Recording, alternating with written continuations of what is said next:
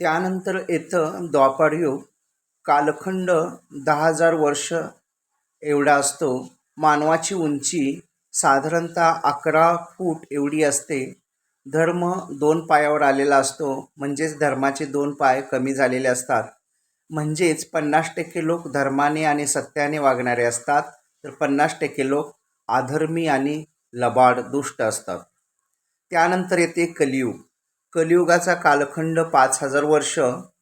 मानवाची उंची साधारणतः 5 ते 7 फूट. धर्माला एकच पाय शिल्लक राहिलेला असतो, म्हणजे त्याचे 3 पाय कमी झालेले असतात. म्हणजेच धर्माने वागणारे, सत्याने वागणारे लोक फक्त 25%च असतात आणि 75% लोक हे अधर्मी, दुष्ट आचरण आणि वाईट मार्गाने वागणारी असतात. म्हणजेच 25% लोकच कलियुगामध्ये चांगली, सत्याने वागणारी, धर्माने वागणारे शिल्लक राहिलेले असतात. आणि म्हणूनच